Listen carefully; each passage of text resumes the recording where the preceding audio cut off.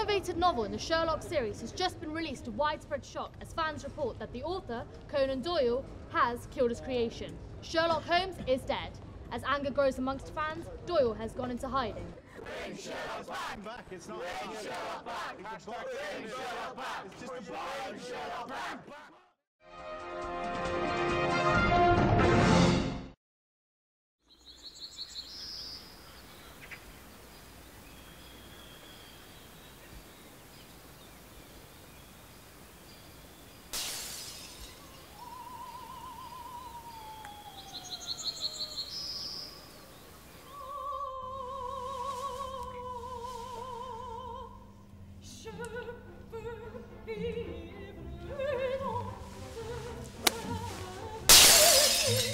You're a child. Oh! You can't deny me. You need me. Christ. Now you sound like my mother. You don't get it, do you? I drowned you.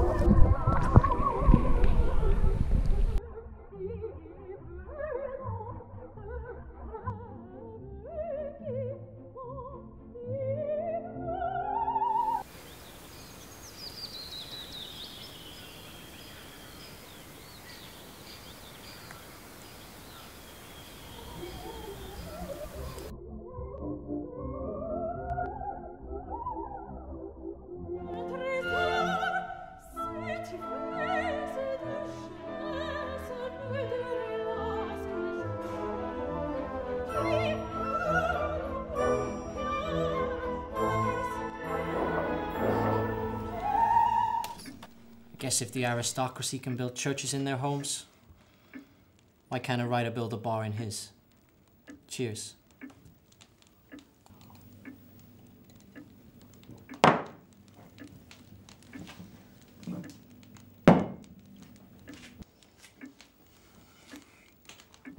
Arthur? You want a favour? Skip the lecture, get to the point. Is that Sherlock speaking? Or am I just being transparent? The point, Houdini. Edgar J. Cash, a B-list illusionist, has made a sudden leap into the A-list by exposing on live television the dirty secrets of people far more talented. In his wake, he leaves pain, destroyed names and livelihoods. But not his. But not yours. Yet. Okay, there's no point in me skirting around the point. Cash does have talent. His revelations appear to come through spiritual means, clairvoyance. I don't know how he does it. I've watched him closely, followed him and his associates, but I need to get closer. Before he takes your crown. I didn't think I'd have to spell it out for you. Look, I'm human. I don't like what I don't understand. Yes, I want to expose him, and yes, I want to give some decent people the pleasure of seeing him exposed. There's more. And I've missed you. He wouldn't be able to resist this. I propose we challenge Cash to perform in a challenging but enclosed environment. His chance to best the Harry Houdini and confound Arthur Conan Doyle. His revelations haven't only destroyed livelihoods, they've destroyed minds too. Mary Shelley, haunted by her children, and not unlike yourself, Doyle, her creation. Misdiagnosed by psychiatrists, hounded by Cash.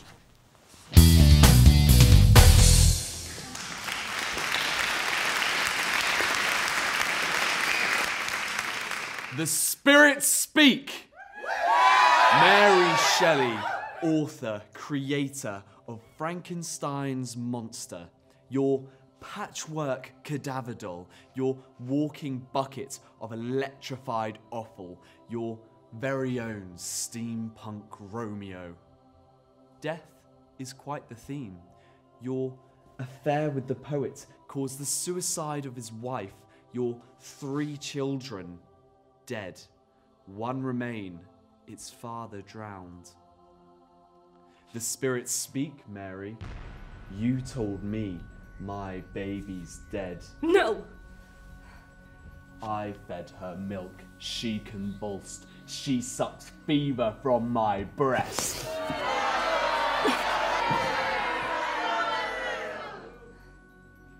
Mary Shelley. I speak with the dead and I know your secret. Drug abuse poisoned your body and your babies. This morbidity, inspiration of a monster, and your fame.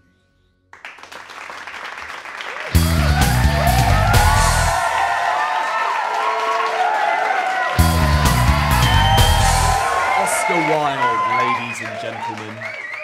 Poet, playwright, doyen of literature, fashionista, socialite, peacock. The spirits speak! Oscar's Salome served up the head of John the Baptist. Slutton in his 7 veils, he dances the same for men, the press, the applause, and boys. He severs the hearts and serves up the heads of his wife. Yes, Oscar, married, and worse, Oscar, your sons. I know your secrets. You have forgotten the importance of being a father, celebrating in your overt, promiscuous homosexuality. Who could that harm? Not you, no.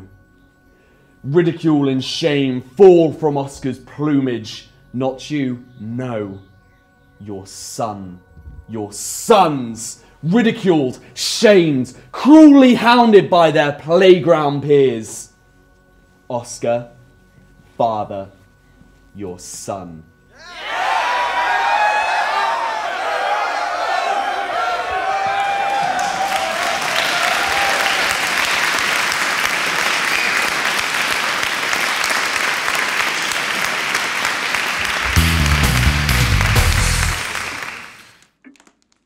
Is there anybody else you'd like to bring into my home? Well, presumably if you're going to build a bar in your home, you're going to want someone to share it with. And who better than a writer who so publicly revels in debauchery? Cash can't hurt him, any more than he's already hurt himself. Your inspiration, Mr. Thomas. As we of talent are yours. The spirits speak! Mine most certainly do. In fact, they sing. Bread of heaven, bread of heaven, to dip in your morbid soup of yours, Cash. A bright boy, such a spark, scampering over dunes, spying on lovers, and weaving a soft boy's poetic, just for a pat on the head. Such a bright boy, such a spark, no less than the head of, the son of, an English department in Welsh Wales. A chip off the bardic throne, but alas, an acorn that stayed. A dried husk so early, the end of the poetic line. Your well of inspiration is no more than the rags, spent tissues under the cot of a prepubescent boy. Oh, Dylan Bach, you dirty, naughty boy. You haven't written a new word in 20 years. You jumped up king of the lecture hall, you impotent purple dragon, breathing whiskey over Midwestern American housewives. See how they blush. See how their stockings flow. The groupies of a sham poet on tour. Oh, come now, spirits. Delve deeper, if you dare.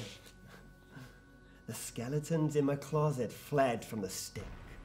My children, feral. My marriage a brawl. A sponging, shameless bastard. Proud. The harder my press, the bigger the purse. I thank you, spirits. You may kiss my ass.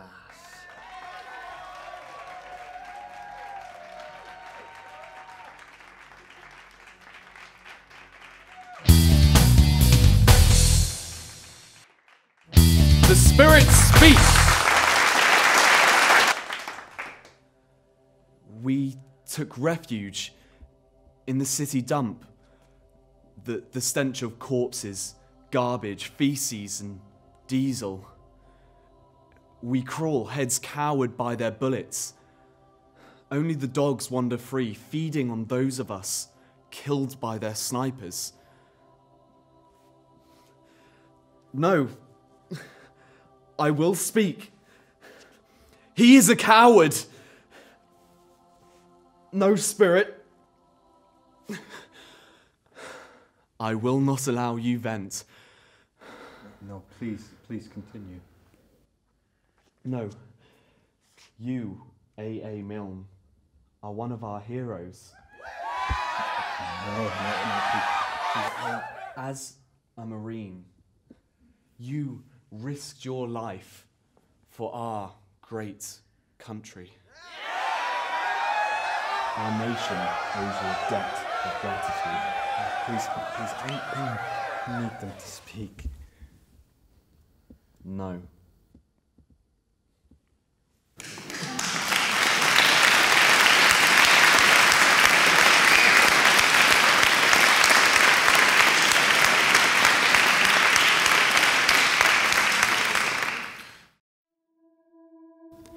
There is a primal fear of the dark into which I delve to seek truth from the mouths of the dead. But we should fear more those who create mortal horrors. Warmongers, peacemakers, Nobel peacemakers no less. The John and Yoko of chemical weaponry and genocide. Pierre Curie and his wife, Marie, whose contribution is so covert, so lacking in evidence that her husband must petition the Nobel Committee to allow him to share his award with her. The spirits speak!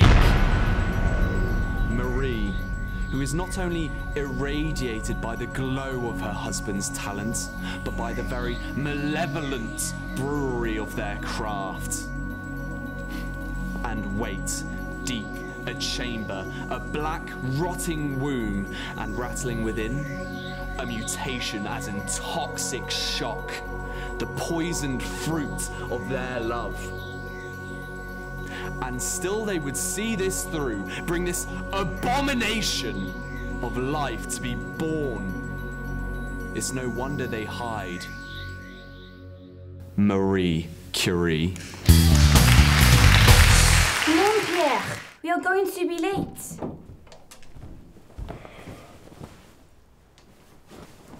Chérie, you can't keep leaving this stuff around. It could be dangerous if you got into criminal hands.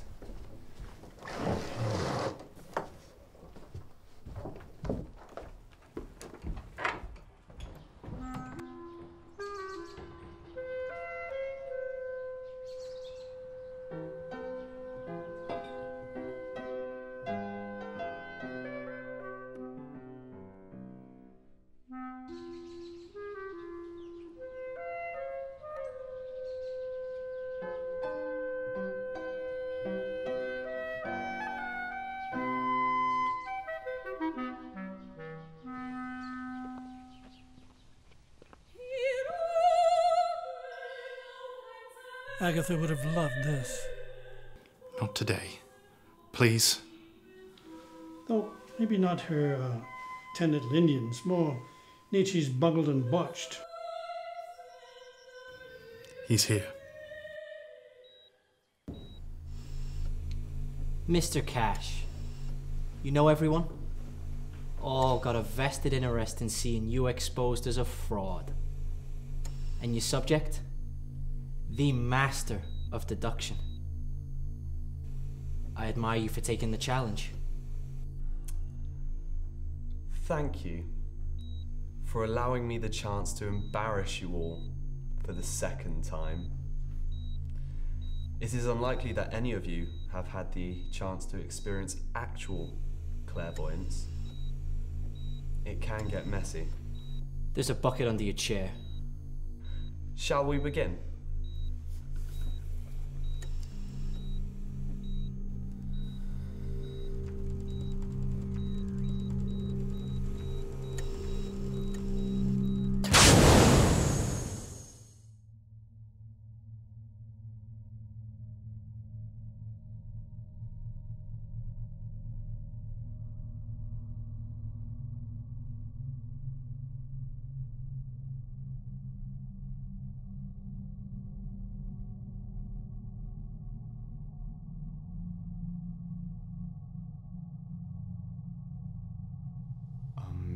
amazing.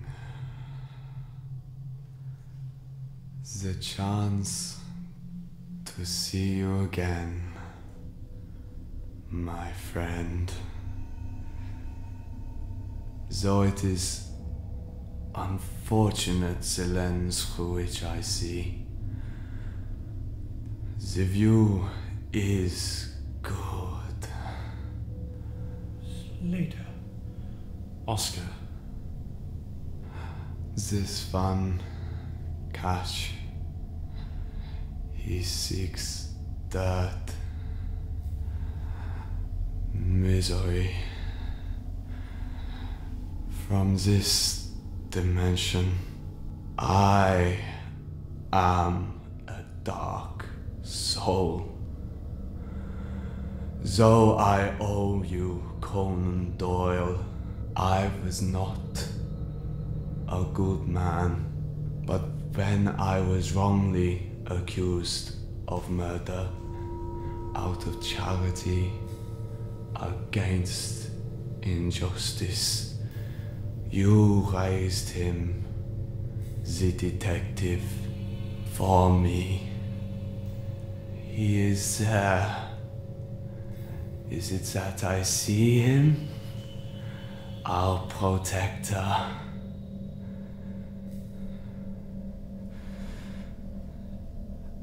And another, but not of you. Unknowable is untamable, no?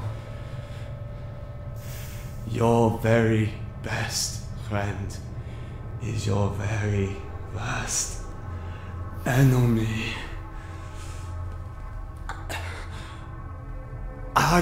Agnoisis! Mrs. Hudson.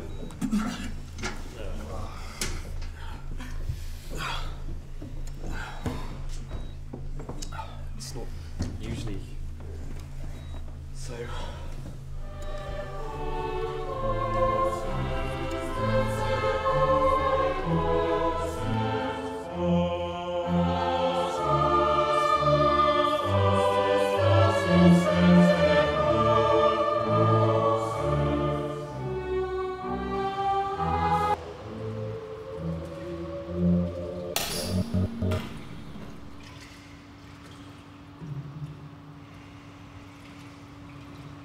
There's a problem.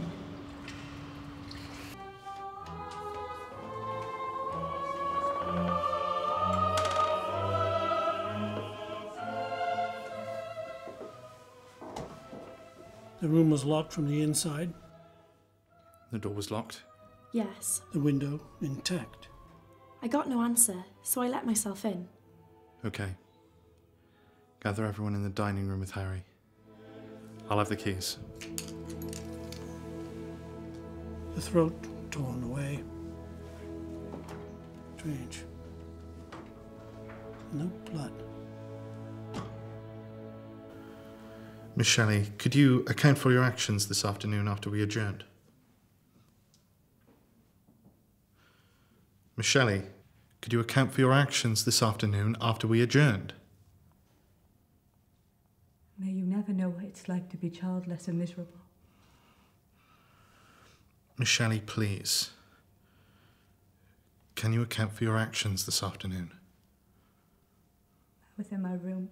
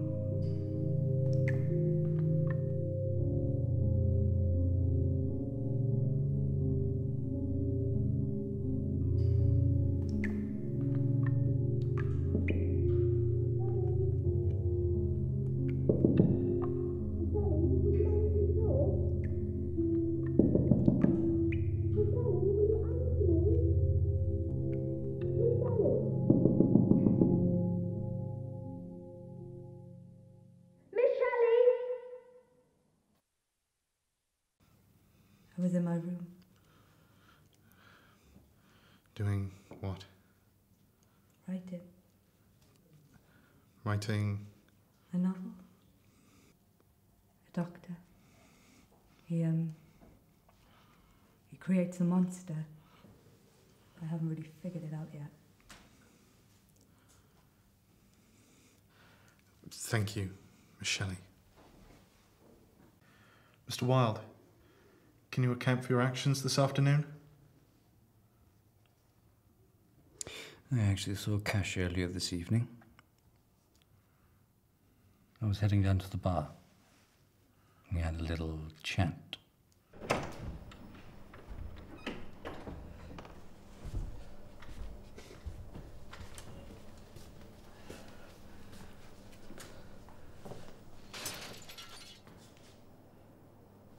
I can take it from here.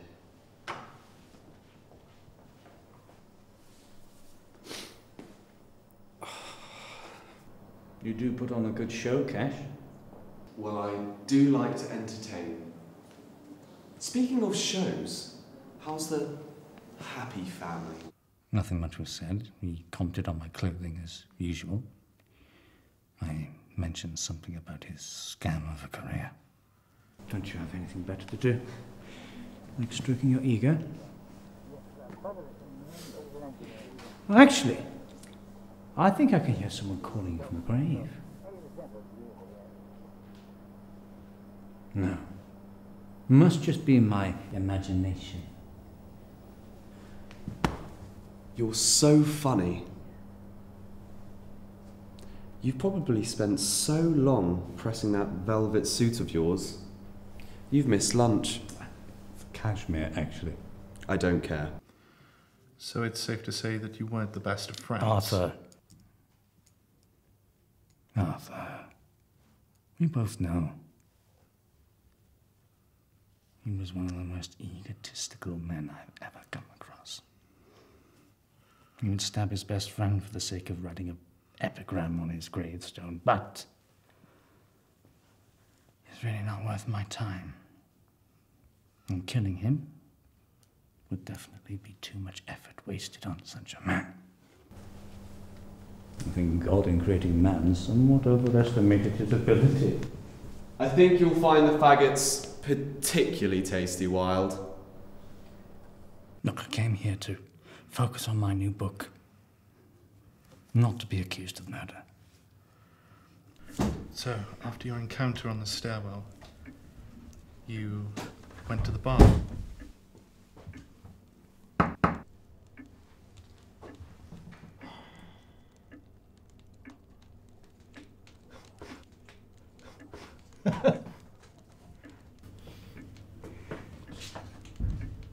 Let me fix you something up. Go on.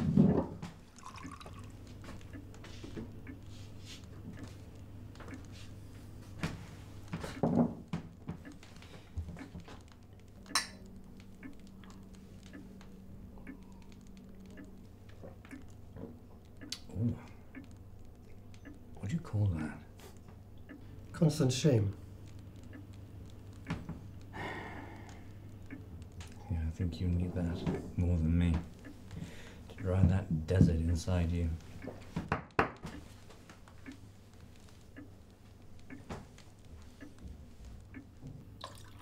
I went out for a walk. I felt a little ill after my drink. Needed some fresh air. I'm sure some of the gardeners saw me as I headed to the Beacons. And were you out walking for the rest of the afternoon?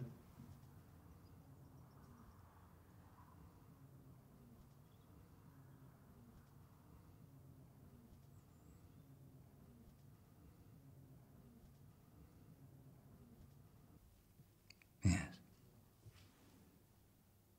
I was out for a few hours just taking in the scenery, really. And as soon as I walked back through that door, you pulled me in here, so that's it.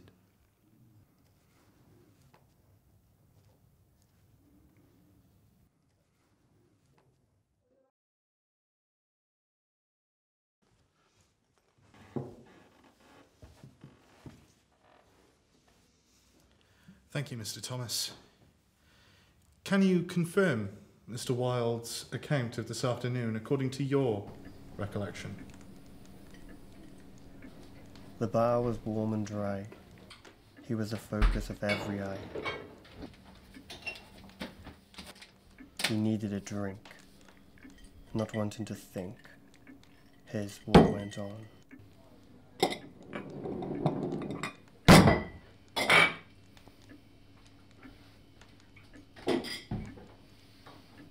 The barman checked him.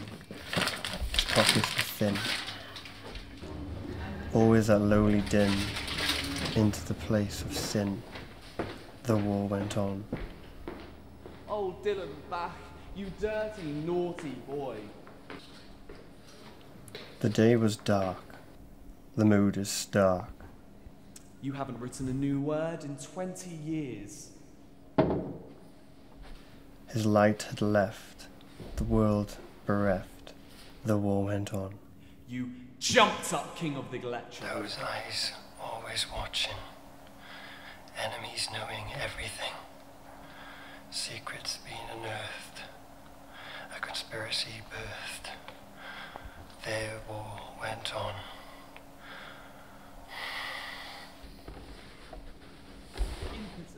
Impotent. Impotent. The harder my press, the bigger the purse. Thank you, spirits. You may kiss my ass.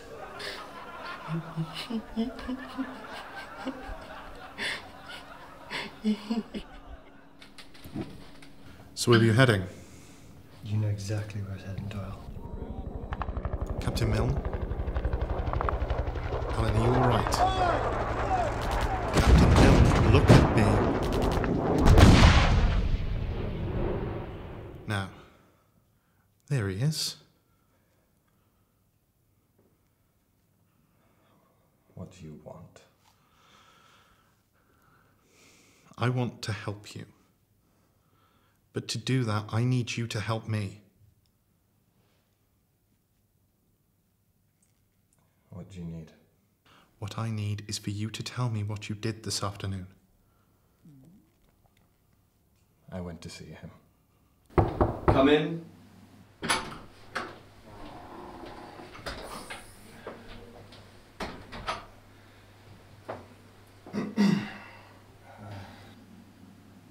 What do you want? It is true, isn't it, that you can really talk to spirits? Well, you saw it for yourself downstairs, didn't you? Oh, well, yes, I was wondering, you see, I have some spirits of my own, and I was wondering if you could talk to them for me. Look, I know we don't always see eye to eye, but I'm desperate. Okay, come closer. Thank you.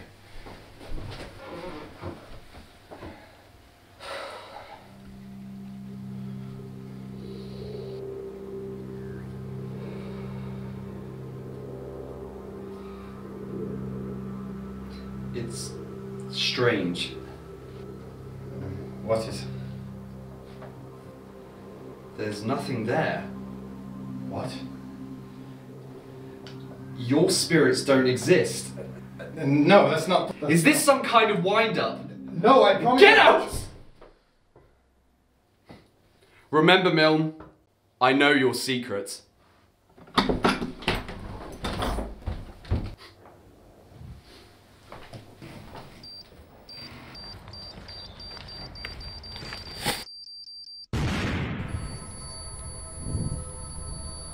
Is that you, Bear? The one and only. What do you want? We were heading down to the thoughtful spot, and we saw you and came to cheer you up.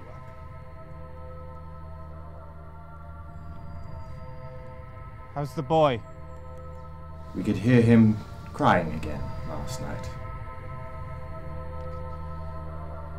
Did you tell him? I'm sorry. Would you like to come to the thoughtful spot with us? I think I will. Well, that's quite a story, Alan. So, Madame and Monsieur Curie, perhaps your afternoon was less traumatic? Yes, we were in our room, relaxing. Relaxing? Yes. Trace elements of radium were found on Mr. Cash's body, linking only the two of you. Perhaps you would like to start again.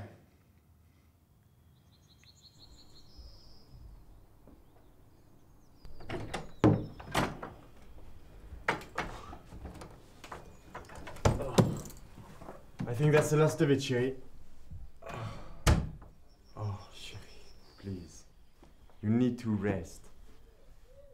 It's just a little bit of research.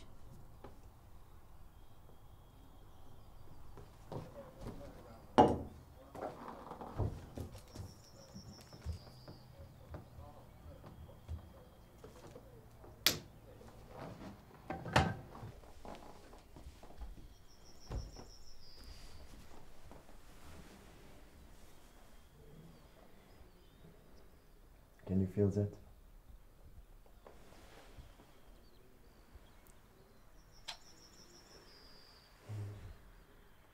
Radiating from within. Our radium. So, just to clarify, you're both saying that you were with each other in your room? Yes. Conducting research. Yes.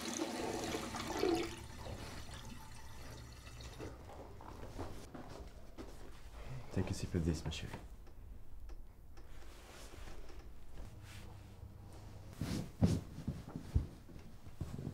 Here. Have some rest, monsieur.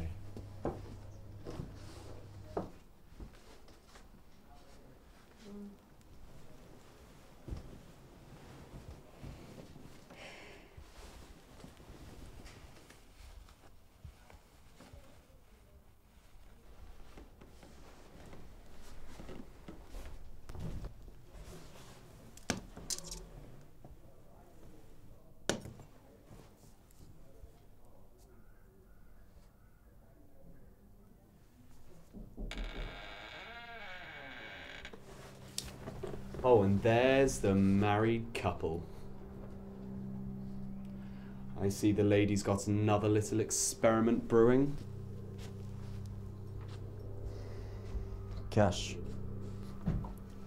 Is this another Nobel Prize award on the cards? Oh no, Marie, darling, sit back down. I'm sure Pierre will be willing to share his award with you again. If the committee wasn't so full of misogynists... I think you should leave. I'll show you to your room. Science is a beautiful gift, Cash, if it is used for the right purpose. He made a few snide comments about our work, so I asked him to leave. So, it would be fair to say that Cash made you angry? What are you hinting at, Doyle? Yes, I was angry, but I'm not capable of murder. I asked him to leave, and that's the last we saw of him. What about you three? I was in the pool room all afternoon. It's monitored for my protection, checked by Hudson via her phone, and Mrs. Hudson interacted with all of you during the afternoon in one way or another. And, of course, Harry was in here. The door was open. The logical deduction, Doyle? The logical, illogical deduction is that Mr. Cash's death was supernatural. As Edgar or Oscar Slater, through him, insinuated, to solve this mystery, I needed to raise Sherlock, rally my senses, and track down the darkness. I think it would be best if you all packed your things and left together in safety.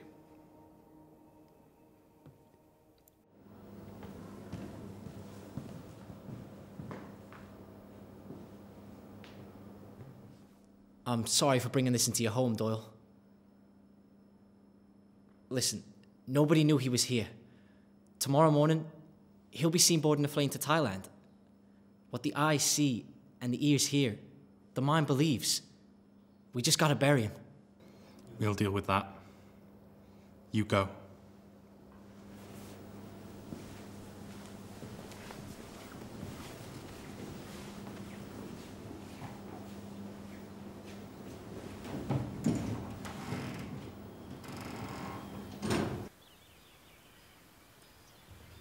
Though you wear me out, I cannot afford to deny you any longer. Anagnorisis. Though I don't yet know how he knew, Edgar somehow made the connection between him and Moriarty. My very best friend is our very worst enemy.